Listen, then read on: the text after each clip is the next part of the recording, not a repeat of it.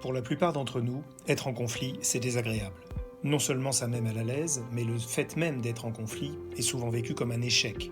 Pour éviter ces conflits, nous bâtissons donc, pas toujours de façon explicite, un accord avec les gens avec qui nous partageons un espace, une responsabilité.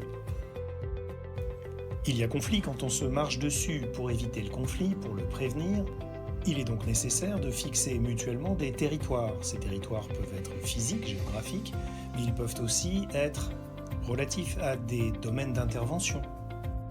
Ils peuvent concerner des espaces perceptibles mais moins visibles, l'espace sonore par exemple, mais aussi des choses complètement dématérialisées comme l'espace des idées.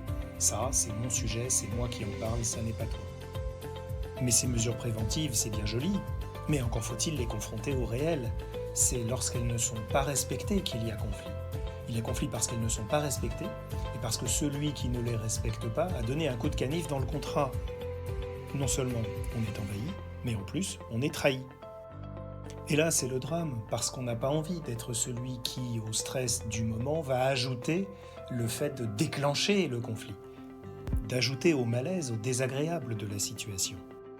Et puis on n'a pas envie de dire à l'autre « tu m'as déçu, tu m'as trahi ».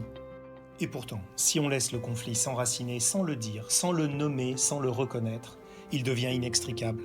Il rend frustré, hargneux, plein de ressentiment. Et tôt ou tard, quoi qu'on fasse, il finira par s'exprimer d'une manière qu'on ne contrôlera plus, dont on ne contrôlera plus la hauteur de ton, l'éclat, la violence peut-être. Et qui pourra faire des dégâts irréversibles à une relation à laquelle par ailleurs on pouvait tenir.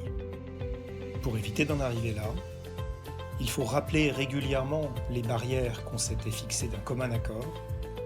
Il faut faire savoir, sans masquer les choses lorsqu'on sent qu'elles ont été enfreintes, et faire savoir qu'on est inquiet, faire savoir qu'on est peiné, faire savoir qu'on est triste, avant de ne plus pouvoir s'empêcher de faire savoir qu'on est exaspéré.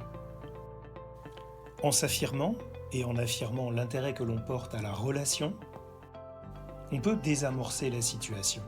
En ne niant pas le conflit, en l'embrassant, on le fait surgir, on le traite avant qu'il devienne pathologique. On a repris la main, on est redevenu acteur et on embarque l'autre avec soi.